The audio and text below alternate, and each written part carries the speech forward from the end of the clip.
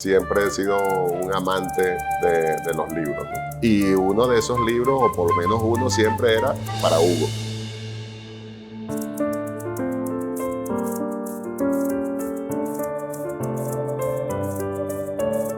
Y entonces dentro de ese compartir, de ese intercambio permanente de libros, fuesen regalados o fuesen prestados o regalados a juro, me regala País Portátil y me hace esa dedicatoria que es a la que tú haces referencia y por eso el nombre de este libro.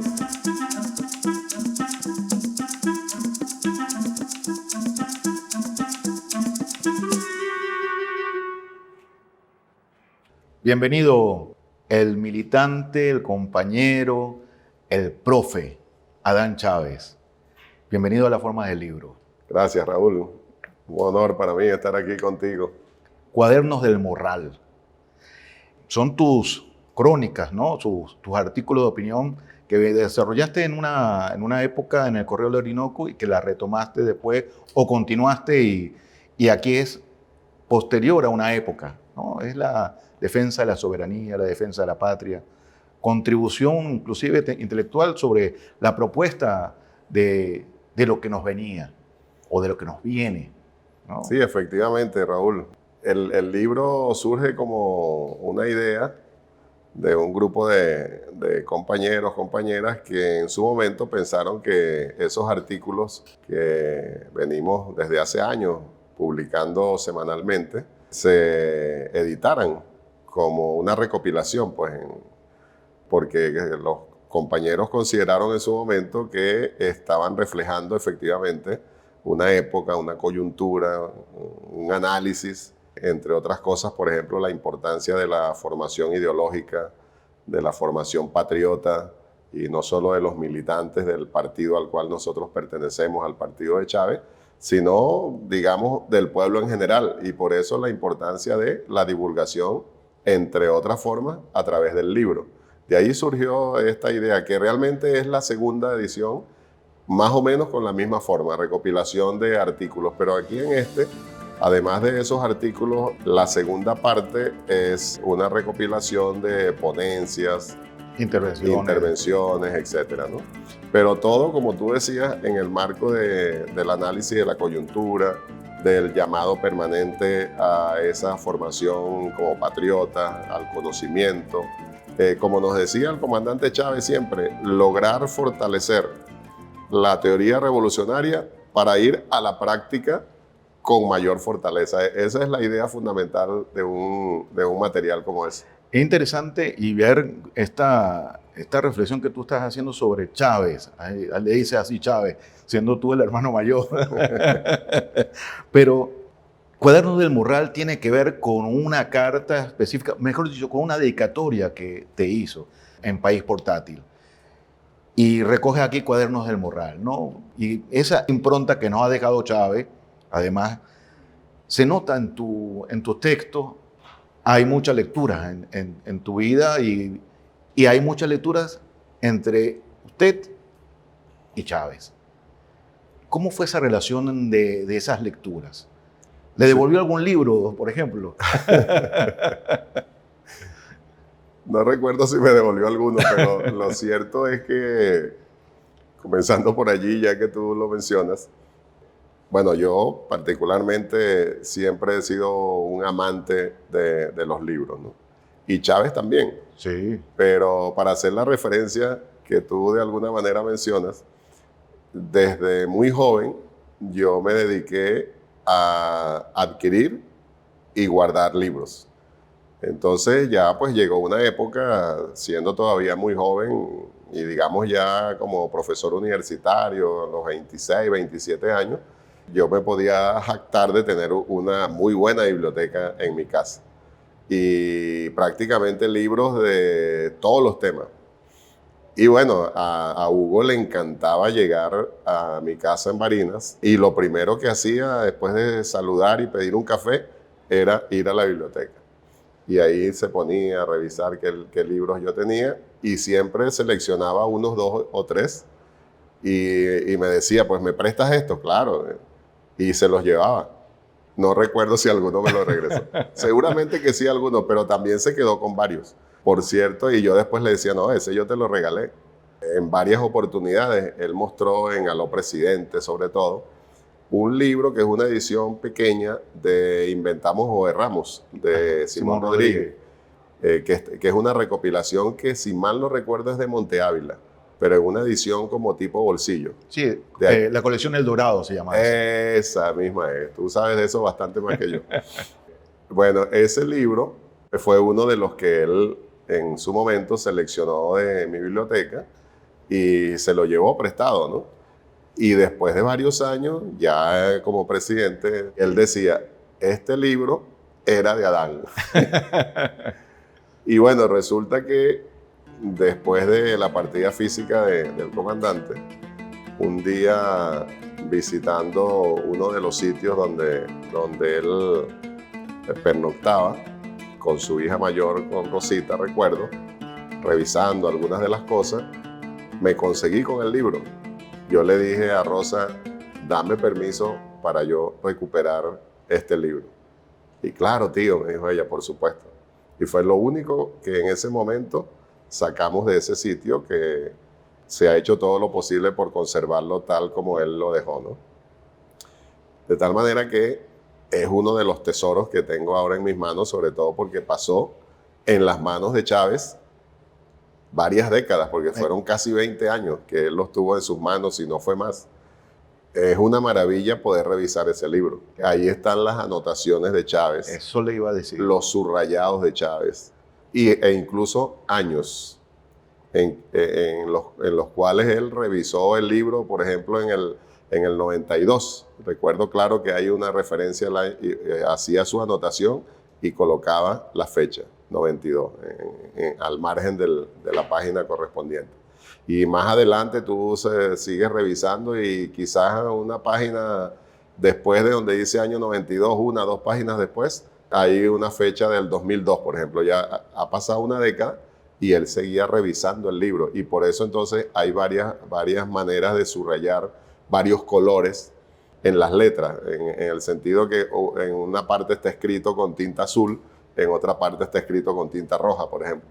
Ese libro es un documento fabuloso. Lo interesante, lo importante de todo esto es lo que comentas, esos subrayados en el tiempo. Es decir, no sucede, debe suceder a usted, que leído el libro en una época, después pasa el tiempo, hay otra relectura, hay otra reinterpretación, inclusive por los mismos hechos que nos mueven, inclusive a ver las cosas diferentes. Así es. Y bueno, eso es un documento invaluable, definitivamente. Eso es un documento histórico. Así como el documento, esa lectura que me gustaría que hicieras sobre la dedicatoria. Esa dedicatoria tan personal, tan... Sí, y que como decíamos tras cámaras, sí. Realmente es como una premonición, pues, sí. Porque fíjense, esa dedicatoria que me hizo Hugo, porque entonces, entre paréntesis, una de las costumbres que nosotros teníamos era que siempre en las fechas propicias, como diciembre, pero también para los cumpleaños, nos regalábamos libros o discos, fundamentalmente libros. Entonces, en ese diciembre, que fue diciembre del 82, imagínense, el año 1982, prácticamente una década antes del 4 de febrero, Chávez me regala esa novela de Adriano González León, País Portátil, y porque era una de las lecturas, digamos, un tipo de lectura que seguíamos en esa época, ¿no? Las novelas relacionadas con las propuestas de cambio, las novelas tipo históricas, ¿verdad? Novelas históricas que se referían al proceso independentista, pero también al proceso de las guerrillas venezolanas de los años 60, 70, etcétera. La novela que escribió el médico barinés que hizo Maizanta. José León Tapia. José León Tapia. Entonces, era un tipo de lectura que nosotros seguíamos, ¿no? Dentro de todos los libros que estudiábamos, que revisábamos, porque también leíamos mucho a Bolívar, las biografías de Bolívar, buscando siempre cuál era la mejor biografía de Bolívar, por ejemplo. Pero también, ¿Cuál era? ¿Cuál se identificaban ustedes con la mejor biografía? la que el propio comandante me recomendó y efectivamente a mí me gustó mucho fue la de Larrazábal. Es una edición que en aquella época era un libro muy, muy grueso y luego Chávez como presidente la mandó a editar en 3 tomos. Leíamos mucho a Bolívar, por supuesto Zamora.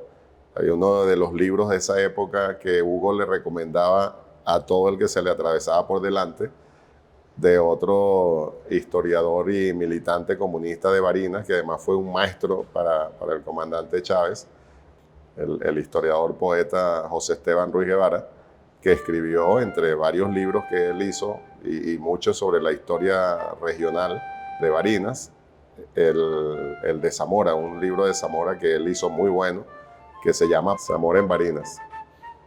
Bueno, además de esas lecturas históricas, incluyendo las novelas, pues también revisamos otro tipo de textos de los autores revolucionarios de la época. Leíamos, por ejemplo, libros de el viejo Rangel. Domingo Alberto Rangel. De Domingo Alberto Rangel. Y también de los viejos revolucionarios, revisábamos a Lenin. Claro. Siempre estábamos pendientes de lo que salía sobre la Revolución Cubana. Revisábamos el diario del Che en Bolivia, etcétera, ¿no? Por ejemplo, yo venía a un encuentro universitario en Caracas y buscaba la manera de visitar cualquier librería. Y bueno, y siempre me llevaba 3 o 4 libros mínimo. Y uno de esos libros, o por lo menos uno, siempre era para Hugo. Y en la primera oportunidad se lo entregaba, se lo regalaba. Y entonces dentro de ese compartir, de ese intercambio permanente de libros, fuesen regalados o fuesen prestados o regalados a juro, porque efectivamente él llevaba libros de la biblioteca y a veces no los regresaba y después él mismo se reía. Y yo le decía, no, es que yo te lo regalé. Bueno, en ese diciembre del 82 me regala País Portátil, que todos conocen, bueno, las nuevas generaciones deberían leerla, es una buena novela. País Portátil, tiene que ver con la guerrilla urbana, ¿no? de aquellos años 70. Y me hace esa dedicatoria que es a la que tú haces referencia y por eso el nombre de este libro, que también fue producto de un debate buscando cuál sería el mejor título para esa recopilación de artículos y ponencias que me convencieron que era bueno hacer la edición. Y entonces, bueno, ¿cuál es el mejor nombre? Y a uno de los compañeros surgieron varias propuestas. Se le ocurrió que sería bueno hacer la mención al Morral. Y entonces, bueno, en el debate surgió el nombre que tiene el libro, ¿no? Los Cuadernos del Morral, pensando que efectivamente proyectos, pero también muchos libros, mucho conocimiento está en el Morral de Chávez. Así además de tantas otras cosas que además hay libertad para que cada quien pueda imaginar, suponer y comprometerse con lo que tiene que estar en el Morral de Chávez, ¿no?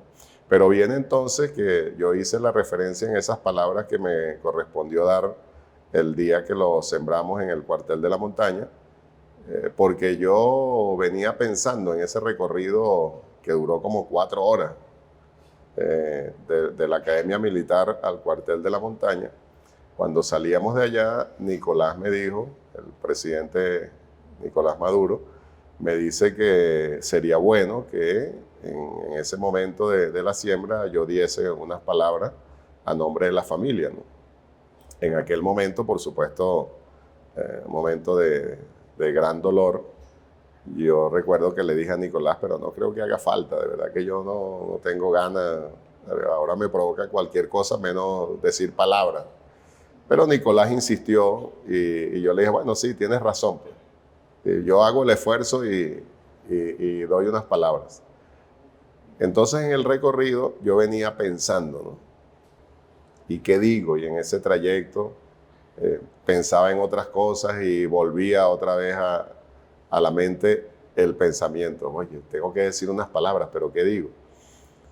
Y así como cosas de la casualidad o de las causalidades, Claro. como generalmente yo digo, me llega el recuerdo de esa dedicatoria. Adán, llevamos a la espalda un morral invisible. Dentro de ese morral llevamos nuestro país portátil. Lo bueno de nuestro morral es que no tiene dimensiones. Comenzamos tú y yo a llenarlo de cosas hace muchos años. En él están nuestros sueños y nuestras ilusiones. Llevamos también la esperanza de nuestra gente. Allí va el amor de los seres queridos, el amor grandioso e inolvidable de Mamá Rosa, que dice que se nos está yendo de este mundo. En fin, el morral se va llenando. En él debemos llevar mucha fuerza y mucha voluntad de reserva para el largo y difícil camino que nos espera. Cuando flaqueen nuestras propias fuerzas, entonces debemos detenernos a un lado del arduo camino, colocar el morral sobre el suelo y comenzar a sacar de allí tantas cosas que hemos ido guardando a lo largo de los años. Saldrán de allí muchas voces de aliento. Y si por desgracia uno de los dos cae en el camino para no levantarse más, es obligación del otro acercarse con rabia a recoger el cuerpo caído y junto al morral, sangriento o no, echarlo a la espalda, retomar fuerzas y seguir avanzando por el camino largo. Al final, si es que hay final, el morral preñado parirá, de seguro, un país mejor, como para sembrarlo, que eche raíces, que deje de ser portátil. Hugo Rafael Barinas, 24 de diciembre de 1981. Y me llegó a la mente el texto casi completo. Y decidí en ese momento, oye, ya que tengo que dar unas palabras y de alguna manera tratar de levantar el ánimo, no solamente de nosotros como familia, sino de todo el pueblo chavista, quizás esa referencia al morral, en este momento, la forma como Chávez, como Hugo me lo planteó en esa dedicatoria, pueda servir para eso, ¿no? Y bueno, y fue lo que decidí y por eso hice la referencia en esas palabras allí en el cuartel, pues, y como te decía, yo nunca me imaginé que iba a tener ese impacto en la población, porque efectivamente desde ese mismo momento comenzó a sonar el morral de Chávez por todas partes. Y sobre todo la gente, que yo lo sentí así desde el primer momento, comenzó a asumir que bueno, que nos corresponde ahora, dadas las circunstancias, dada la coyuntura, llevar ese morral de Chávez para seguir el camino que él continúa señalando y entonces asegurarnos que lleguemos al punto de no retorno de la revolución bolivariana, que es la revolución de Chávez, que es el legado de Chávez, pues. Chávez siempre nos ha dejado esas frases, ¿no? Que son de un compromiso y utiliza la literatura. Bueno, Florentino y el Diablo, eso para, como usted dice, la esperanza de retomar, de agarrar fuerzas. Florentino y el Diablo fue la batalla de Santa Inés. La batalla de Santa Inés. Vamos a Santa Inés. Es impresionante. Además que se lo sabía de memoria. Sí. Es decir, al parecer los dos tienen una conexión. Si se acordó exactamente de memoria ese texto, me dicen que Chávez ni siquiera leyó el texto de Florentino y Diablo antes, sino que se fue y en ese discurso memorable lo dijo impecablemente, ¿no? Sí, sí. Él tenía una memoria prodigiosa realmente. Por supuesto que en algún momento él la había leído y seguramente leyó unas 2 o 3 veces, pero en otra época, pues. Sí. A Florentino y el Diablo, el poema de Florentino y el Diablo, y se le grabó y se lo sabía de memoria. Igual que el de Maíz Santa. El corrido de Maíz Santa, el poema de Maíz Santa, es larguísimo. Y él se lo sabía de memoria y en cualquier lado lo decía así de pe a pa, como se dice comúnmente, ¿no? sin equivocarse. Yo esa facultad no la tengo. Y esa capacidad que tenía de poner de bestseller a cualquier libro, ponían apuro a los editores prácticamente, Sí, ¿no? sí, sí, sí. Ahora, Chávez, en un momento de la revolución, en un momento, inclusive como cuando determina o dice que esta revolución es marxista, dice, va, él asume los conceptos marxistas. Es decir, Claro. Algunos, a Marx en esa época lo revisamos poco, pero sí leíamos y sobre todo referencias de otros autores sobre Marx. Pero a Lenin sí leímos específicamente el quehacer de Lenin. Y en la formación de Chávez, específicamente en los elementos marxistas, incidió bastante el mismo viejo Ruy Guevara, ajá, que era militante del Partido Comunista en aquellos años.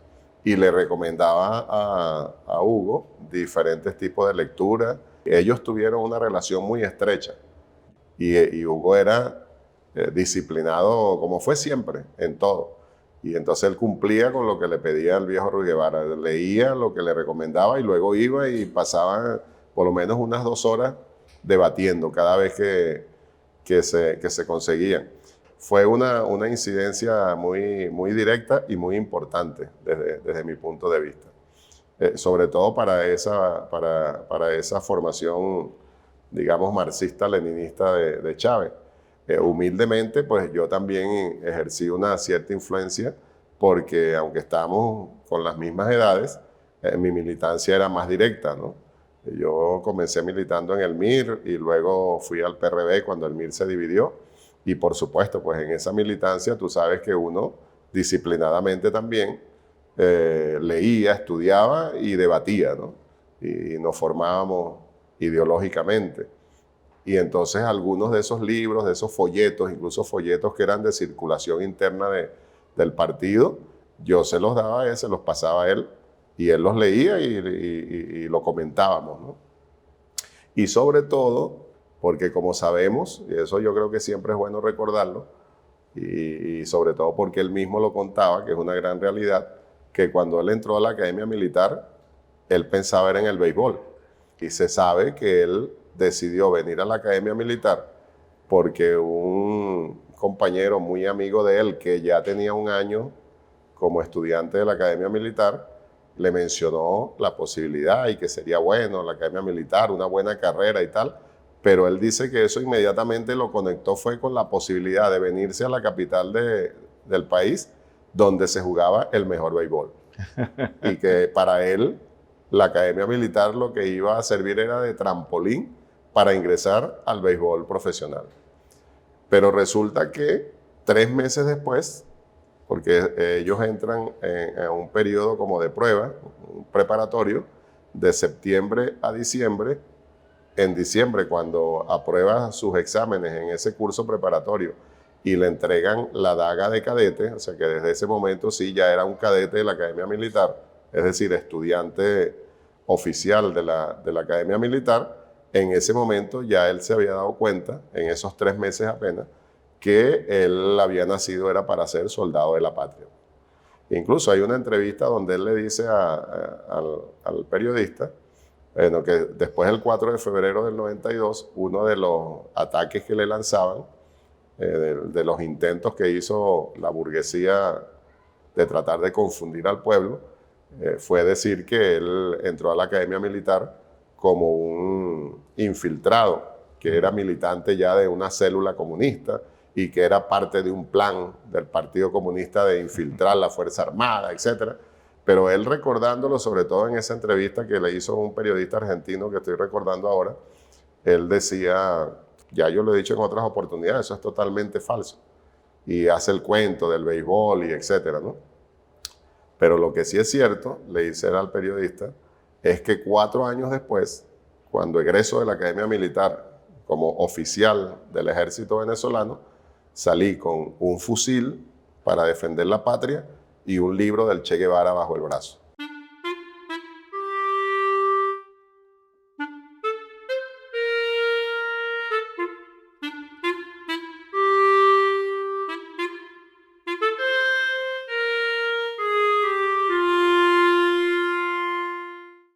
a mí me parece que esa es una muy buena referencia y un símbolo importante, porque él asume ya prácticamente como una militancia, aunque no es militante oficial de ningún partido, pero como una militancia revolucionaria con mucha responsabilidad, y entonces allí acentúa, acelera las lecturas, el análisis, y se conforma, desde ese momento se va conformando con mucha fuerza esa formación teórica, ideológica, política, ¿no? de Hugo Chávez. Desde ese momento, que además es muy joven todavía. Y ahí está, nosotros acabamos de reeditar en el Instituto Hugo Chávez, junto con la Fundación Hugo Chávez, que dirige su hija mayor, Rosa Virginia, como también se sabe, el Diario del Cadete. El Diario del Cadete. El Diario del Cadete que es una referencia muy importante por varias cosas, pero relacionado con este punto, el Diario del Cadete lo escribió Hugo en 1974. Y es su apreciación, su historia diaria, pues, un diario de sus vivencias en varios momentos.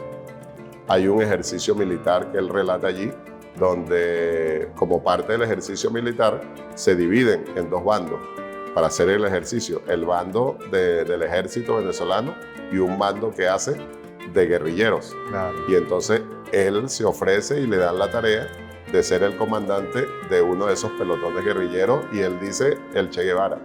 Entonces ya hay una referencia importante. Ya estaba leyendo al Che Guevara. Ajá, ya estaba leyendo al Che Guevara y ya asumía eso como un ejemplo a seguir, ¿no? Porque una de las referencias que hace, por ejemplo, es citar textualmente al Che Guevara cuando dijo: el presente es de lucha, el futuro nos pertenece. Ahí lo cita textualmente. Y esas eran cosas que él escribía en su habitación, cuando estaba en los ejercicios militares en las montañas, sentado sobre el casco. Él mismo dice: en este momento hicimos el campamento, es de noche, me estoy alumbrando con una lamparita para no despertar a los demás, y hay mucho zancudo y tal, estoy sentado sobre mi casco de campaña y estoy escribiendo, Y el tema de la religión, porque esa sospecha o esa inquina que tuvo la burguesía de decir que era una infiltración del Partido Comunista, pero él tenía una formación cristiana. Sí, sí. Muy, muy arraigada, que además él mismo lo decía, que no, yo voy a ser a Fidel cristiano. Entonces decía, bueno, seré cristiano en lo social. Ajá, exacto. ¿No? Hugo, en un determinado momento, y tendría 9 años, cuando mucho, entre los 8 o 9 años, decidió ser monaguillo. Ah, caramba. Y él pidió permiso en la familia, y nuestra familia también siempre muy comprensiva, siempre con las directrices claras, pero comprensiva, pues. Bueno, y sí, está bien, tú quieres ser monaguillo. Y hablaron con el cura del pueblo del momento, y él fue monaguillo por varios meses. Entonces, así como que él, por cuenta propia, asumió esa práctica religiosa. Las misiones sociales le puso misiones. Ajá. Ser solidario, de practicar el verdadero amor hacia los semejantes, la disciplina, la honestidad. Esos son valores católicos y que son valores humanistas importantes. Pues entonces, sabemos que la formación militar tiene bastante de eso. Pero Chávez, en definitiva, nuestro querido comandante, desde niño, y por eso la referencia al monaguillo Huguito, asumió la religión católica con fuerza y la practicó siempre. Aunque después de tantos compromisos no iba a misa, por ejemplo, los domingos, pero él siempre lo mencionaba en sus discursos, los principios de Cristo, bueno, Cristo el primer revolucionario, etcétera, ¿no? O sea, sabemos que entonces él tiene esa columna dentro de su formación.